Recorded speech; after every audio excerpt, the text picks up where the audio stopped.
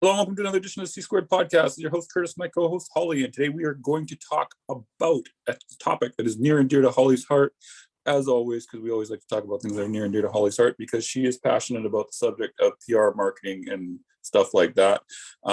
So today we're going to be talking about what to do when your campaign is messing up, fucking up, not doing well. Holly's had this happen to her. I've had it happen to me. Everybody's probably had it happen to them where the campaign's just not taking off. And we're going to talk about this for a little bit. And we're going to go over some solutions and things we've done to handle it. I hope Holly's got some solutions because I know I got some solutions. So, Holly, first of all, thank you for being here. It is wonderful to see you again. It's been so long since we last talked. Yeah, it's been a whole 5 minutes. Since we last did the podcast. So for those of you, we're doing a round robin. I think round robin's the right word. Day to day, where we're doing a couple podcasts in a row, just so that way we got them. So Holly had the great idea of talking about what to do when your campaign isn't going very well. So Holly, what were your thoughts, first of all, when we first discussed this? I like how you make it sound like your idea is my idea. Anyway, moving on. That's how it works. Yeah. But yeah, I mean, sometimes PR campaigns, they just don't click. I guess it's kind of the results that we hoped for or the artist hoped for, they just don't quite come in. Sometimes it's volume of press coverage, sometimes it's if there's a particular media outlet you want, sometimes you just can't get it. So it's kind of how do we make the best of it and try and turn what is maybe not the best campaign into hopefully a better one. Well, here's where I want to start off, because you're going a little bit further ahead than I wanted to right off the bat. Sorry. But no, all good. It's your idea. Don't forget, this was your idea. This was your idea, not my idea. So totally not my idea. So first of all, I think the thing that needs to be established at the beginning of a campaign is kind of what the expectations from the band are. So now, most bands who are releasing independently and who, like, for example, are on a debut or they've never had press before, are not, as a general rule, going to be getting mega big publications on their first bat, as a general rule. Would you agree with this? Yeah. I mean, it does happen now and again, but generally it is going to be a bit smaller because, essentially people don't know who you are yet. And your following maybe isn't quite there yet. So. Well, it's not only that, but for those of you who are listening, Holly also is a journalist. She writes for a couple different places. Sometimes she's not full time on that, obviously, because she does PR. But journalists get so I don't think I've ever asked you this, so this may not be a big number. I don't know. How many promos do you personally receive per week as a journalist? It could even be 200 a week. Okay. Sometimes cool. I'm not on, my personal email isn't on many PR lists, but it's on a few. So yeah. But you're still 200. I'd say sometimes it can be as many as 200. Other weeks it's maybe like 50, but it swings around about. So how many lists do you think you personally are on right now? 10. Okay, so you're on 10. Okay, let's say 13 maybe? Yeah, give or take, something like that. Okay, so Holly's on 13 and she's getting up to 200 per week, which isn't that many lists to be on, I want to point out. It's no. It's not. So Holly's getting about 200 per week. So I would say someone like who works at, for example, Metal Injection or Metal Sucks is probably getting, if Holly's getting between 50 to 200, they're probably getting up to 500 probably or more per week, because they're going to be on every single PR's list. Actually, it's probably not that high but still, it's probably going to be a fair amount. So now let's say that you're getting, how many per month would you say you're getting promos? Oh, I have no idea. Maybe maximum 500 a month. Max. Okay. I'd say probably maximum. It's not. Yeah. Okay. So let's say you're getting 500 albums that are roughly about 45 minutes long each. I'm bad at math. Are you good at math? No. Okay. So That's great. let's say you're getting 5 promos times 45 minutes each. That's a lot of music. That's a lot of time to be spending in listening to music. So most people are not going to have the time to do that. So out of those 500 promos, and again, this is probably going on the larger end of things, it's probably a lot less. Like if you go to a new release list, there's probably going to be maybe 400 or 500 a month, maybe. Okay. So out of that, how many reviews do you think on average a newer band is going to get when you got stuff like Korn? What released last week? We had like Korn and a whole bunch of other big bands releasing last week, and from many labels and stuff. So there's a point to this. I'm not just rambling, by the way. Yeah. So if you look at it, a newer band is going up against all those other people, many of whom are on major labels, many of whom are well-known bands. I mean, like if you get the choice, like between as a reviewer, I mean, I don't know how you feel about this band, but if you had the choice between reviewing Korn or a new independent band, you personally, which would you prefer to do? And if it's independent, that's fine. Honestly, it depends, because I don't know, sometimes I will intentionally avoid a bigger release if there is something smaller that sounds more interesting to me personally. So it really depends what it is. But yeah, I mean, generally speaking, obviously a bigger band is going to go to, get more priority for most publications. Well, let me ask you this then. Let's switch the question around a little bit. If you were the website owner, which would you pick? If your revenue depended upon clicks and stuff like that, which would you pick? Well, if this is the thing, if it's revenue dependent, then you'd have to do the big one. Yeah. Somewhere, because that's going to get more clicks, and Exactly. Unfortunately that's how it works. So the reason why I bring this up is because like if you're a newer band and you're wondering why, for example, you don't get covered at like a major publication right off the bat, usually it's because you're up against these other 500 people. And like this last week, I'm just looking at the new release list right now. Like there was Korn, Mass Worship, Rolo Tomasi, Venom Prison, tons of different bands on big labels. Saxon's another major band. Anyways, there's lots there. So if you didn't get like the front page spot at Metal Injection or Metal Sucks or whatever, that would be the reason why, most likely. Sometimes can you sneak through? Yes, you can. And if you have a good publicist, they'll be able to pitch you there. And a lot of times they'll be able to get you coverage there, but it's not always guaranteed. So one thing that some newer bands will say to me is like a band that they know, a smaller band, got covered by, for example, Decibel or Metal Injection. Why didn't they? Do you know the answer to this question, Holly? I know the answer to this question most of the time. Well, I can think of a few different answers. So I want to hear what you got to say about it before I go into it. Well, timing, genre preference,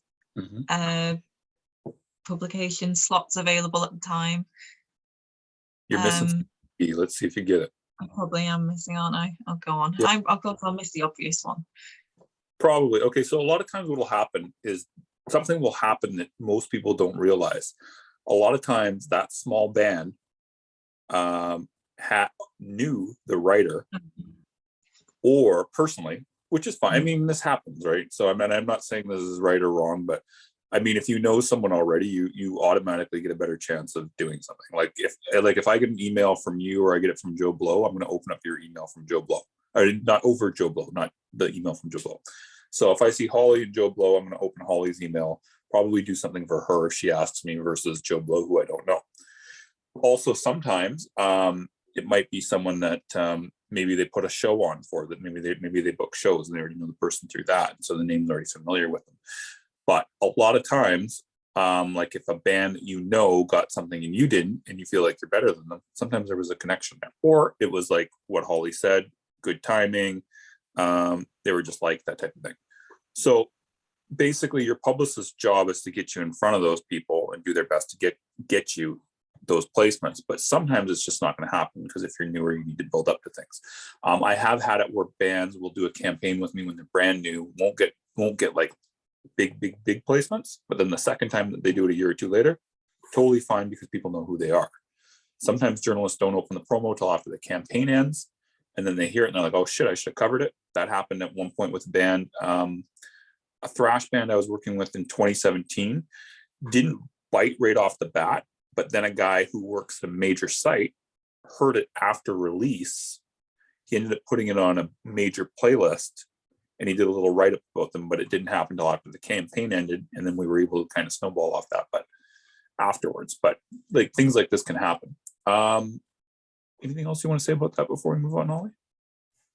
Oh, there was something and it's gone. It'll come back later, hopefully.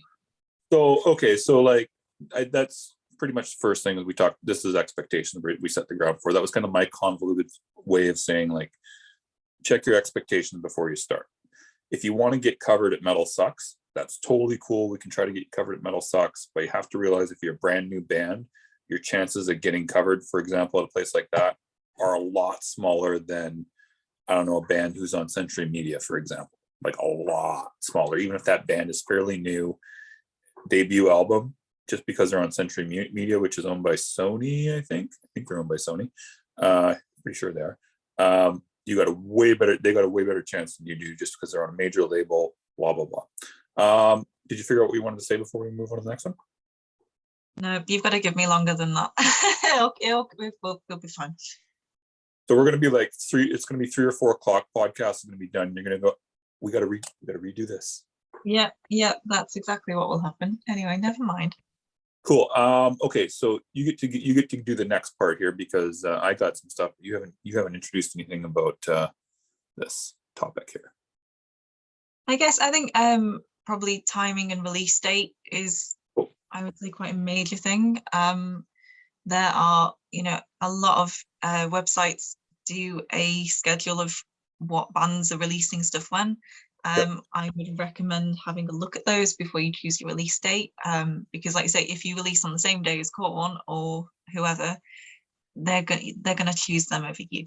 Not always, but the vast majority. And maybe ideally avoid a few days before and after as well. Yeah. Or weeks, so. One thing with the release dates I do want to point out is you can still get fucked by them. Even if you plan it in advance, like for example, you could be planning something out for it's February right now, for March, and then tomorrow someone does a surprise announcement that they're releasing. Yeah. One example is, and also even if you release your single, you never know what's coming out, because here's a really good example of this is people keep surprise dropping all these singles. Arch Enemy dropped a single yesterday. No one knew that was coming out, at least no one that I knew it was coming out. And then there was Watain, I think, released a new single yesterday too, or maybe it was the day before, I don't remember. But anyways, that's 2 major bands. You had no idea, we didn't know was coming out with anything. So it's just like, it can happen. I worked with a band a few years ago that every time they dropped a new single, Metallica dropped something the same day, and it was fucking awful. It was during the Hardwired to Self-Destruct release, and it was just I hated it. But anyways, so with release dates, you can still get screwed by it, but do your best as you possibly can. Most stuff for the next month will usually be announced, not next couple months will usually be announced, but you can still get screwed. What were you gonna say, Holly? Yeah, I mean, I guess the way to look at this is choose the sort of, I don't know, generally speaking, quietest period over the busiest one, and then it will give you the best chance. Yes, things still might crop up, that's life, but at least you've got a better chance than, say, doing end of October, early November, end of November, because that's when all the really big stuff starts coming out and press coverage gets booked up. I mean, a good example of this is, what was it? We booked somewhere for early December for a Decibel premiere and booked it end of summer. And even then they were filling up. Like they only had a couple of spaces left end of summer. So you really got to be planning in advance. So, It's just stuff to bear in mind. Okay, so like let's say you get the campaign going now, because I think we beat that part to death. So let's say you got the campaign going and nothing's really happening. So Holly, what is the very first thing that you would do other than cry and scream?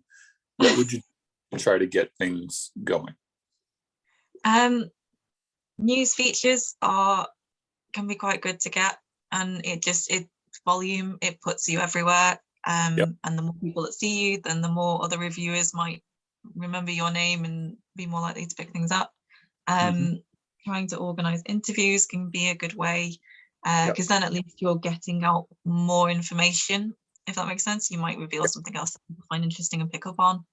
I mean, we can ask if something really isn't being picked up, we can ask journalists, why are you not picking it up? Is there a reason? Is there a blatant reason that we haven't noticed that you don't like this? Sometimes it's just a coincidence. Sometimes there might be a reason why, sometimes like political stuff doesn't, I mean, we don't particularly go down the political route, but some people don't like it. So it might be just little things like that. It can be a number of things. Yep. So what I always do, I get mad at first, obviously, and then next thing I do is I just find anything that I can get right off the bat. I don't care how small it is. Like if something's not moving for me, I always look for absolutely anything. I don't even care what it is, just to start getting some traction going. So that might even be post a social media post about it first thing. Might be resend the Holics out. Might be resend a MailChimp out. It might be just start asking people, or not asking people, but asking them to do like form interviews. It could be, like you said, news items. It could be asking people to repost a stream of something. But first thing I do is I just look for absolutely anything in as much volume as I possibly can to get it moving. Because usually if you can get some sort of momentum going, like you said, then something will start to happen. So like, even if it's something small, tiny, stupid, I don't care. I will get them. Like if nothing's happening, just get it going like that. What else would you like to say on that part there, Miss Royal? I mean, I guess another thing to mention is just like, sometimes the smaller stuff can get moving more than you think it might. So I guess that is one thing to perhaps mention, is sometimes getting on a bigger blog doesn't always guarantee major traction, and getting on a smaller blog doesn't mean limited traction. It can work both ways. But yeah, it's kind of we will just try anything really, I guess. And I mean, you got to at that point. So okay, so now next thing we're going to talk about with what to do when the campaign's going wrong. So let's say you're not getting a premiere anywhere. So you asked your publicist, or you did it yourself. You asked them to pitch Metal Sucks. They said no. They said, you asked them to pitch Metal Injection. They said no. You asked them to pitch Decibel. They said no. You asked them to pitch Knotfest. They said no. You asked them to pitch Loudwire. They said no. You asked them to pitch Brave Words. They said no. So basically, you're pitching everywhere. Everybody's saying no for whatever reason. And it could be due to timing. It could be due to whatever. In that case, what I would suggest is, some people say that you should just go for a tiny blog, and maybe you should. I don't know. I mean, it's kind of a judgment call for most people. But at the same time, you might be best off at that time just releasing the song yourself and then getting a press release sent and then asking people to pick it up as a news item.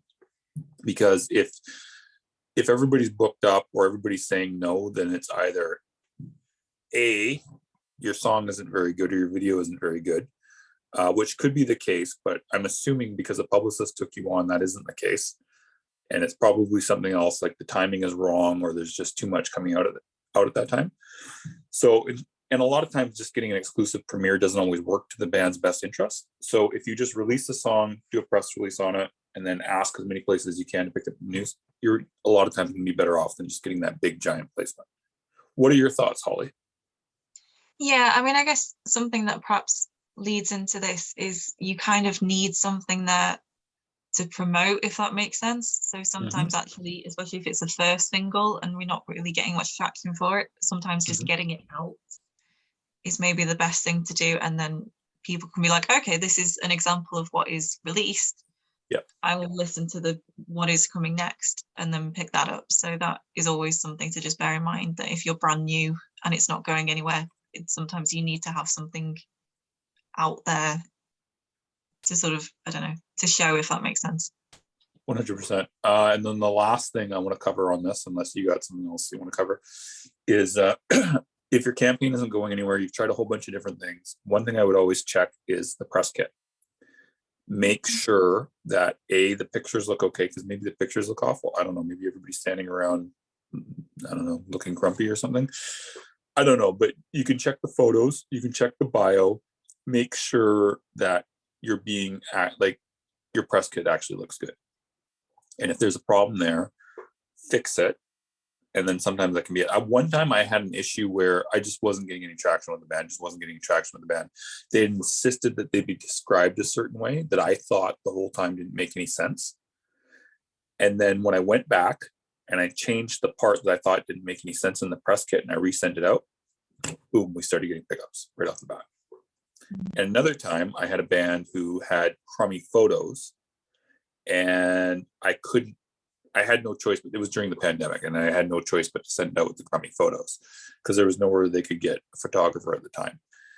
It wasn't going very well. And then they finally figured out a way to get more pro photos done, put them in there, and again, fine, no problem, started getting picked up. So it can sometimes just be something as simple as that.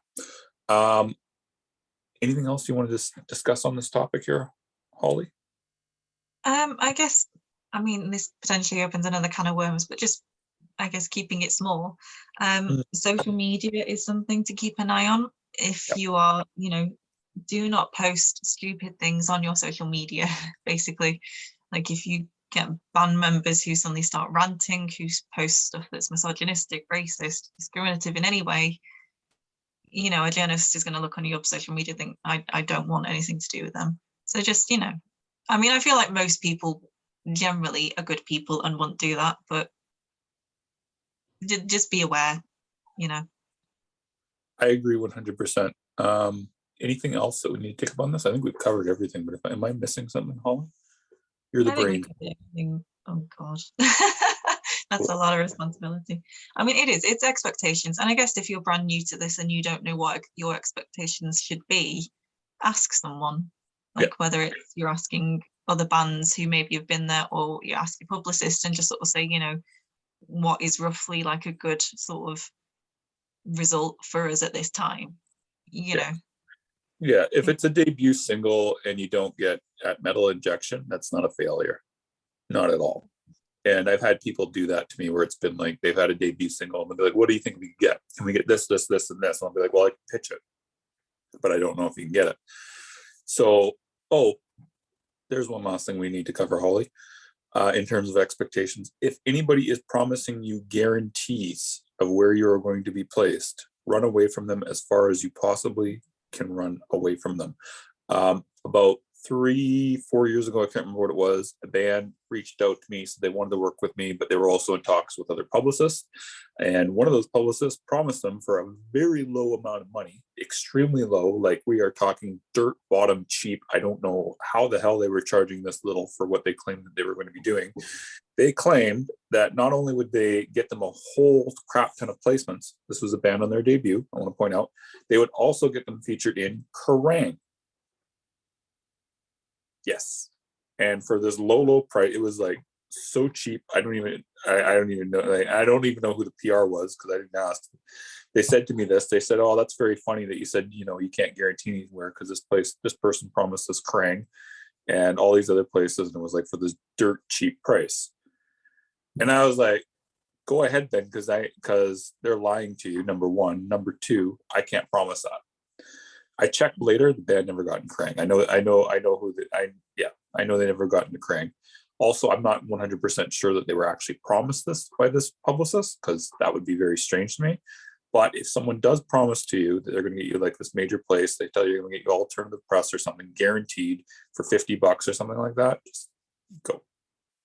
Unless they're personally writing about you themselves, which would be weird, just leave. Do you have anything else to say on that, Holly, before we wrap up? I think that's it. Yeah, if it sounds too good to be true, it probably is. Yeah. Oh, last thing we should talk about. Sorry, I keep moving the goal, but cheap and too expensive. B, that's the other thing with the expectations and stuff like that. If you're gonna hire someone like a budget PR, for like $50, $60, whatever the heck it is, they charge $100. Don't go in there with super high expectations, because you're probably gonna get some really, really small places, and you're not gonna get much attention. I've had people turn us down telling us that we're too expensive, and going with companies that charge like $50, $75, and they basically didn't get anything, or if they did, it was like hogs or Brazilians, with like 5 readers or something like that. Anything you want to say about that, Holly? I think it's just you need to work out your budget. So if it's a debut album, you've never done it before, if you want to invest in PR, be aware that it is expensive. Mm-hmm. It is a lot of money on top of everything else that you have to spend. So you just need to figure out if you can afford that or not. And if you can afford that, then look into it properly. It's kind of an investment thing. The thing with PR is you're not necessarily going to get your money's worth back immediately. Yep. But over Yep. time it will help. So it's kind of you just have to weigh up what you can do and what your goals are with the band and all of this stuff. So Agreed. All right. Anything else you want to say before we end this podcast, Holly? I think we've covered quite a lot. So Me too. So if anybody wants to have Holly return as being a regular on the podcast again, because I would like to have her back as a regular on the podcast, let us know, because I think she's a great co-host, and I would like to have her more on, but time zone differences can fuck us up. But if people like having you on, we're gonna have to figure it out, Holly. So let us know. DM me, DM Holly. Let her know that you like having her on. And with that, we are done.